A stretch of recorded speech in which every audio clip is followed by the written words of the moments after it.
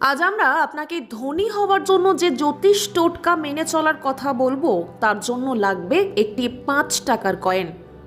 জানেন কি, মাত্র একটি ৫ টাকার কয়েন আপনার ভাগ্য ফেরাতে পারে।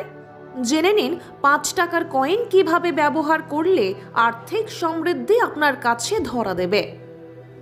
জানতে আগ্রহ রয়েছে আমাদের সবার মধ্যেই, কারণ বড়লোক হতে আমরা সবাই চাই। ধনী হওয়ার স্বপ্ন দেখেন প্রায় প্রতিটি মানুষই, কিন্তু বেশিরভাগই সেই স্বপ্ন বাস্তবায়িত হয় না। অর্থ উপার্জন করার জন্য মানুষ কঠোর থেকে কঠোরতম পরিশ্রম করেন, কিন্তু সব সময় যে তাদের লাভ হবে তা কিন্তু নয়।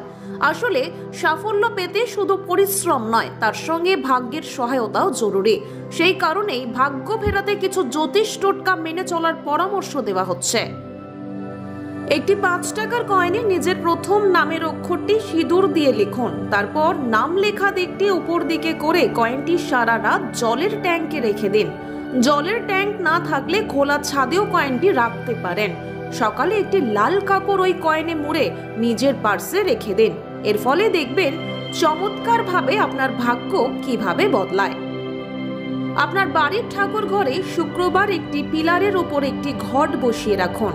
এই ঘটের মধ্যে একটি ৫ টাকার কয়েন রেখে দিন। এরপর ঘটের গায়ে সিঁদুর অথবা কুমকুম দিয়ে স্বস্তিক চিহ্ন আঁকুন। প্রতিদিন এই কলসের পুজো করুন। এর ফলে লক্ষ্মী দেবী প্রসন্ন হবেন এবং আপনার উপর অর্থ বৃষ্টি হবে। আপনি যদি দরিদ্র অথবা ঋণগ্রস্ত হন, তাহলে আপনার আর্থিক অবস্থা উন্নত করার জন্য ৫ টাকার কয়েন উল্লেখযোগ্য ভূমিকা নিতে পারে।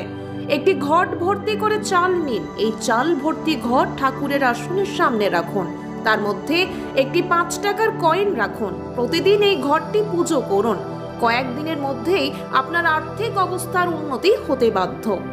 Bureau report, নজরবন্দি।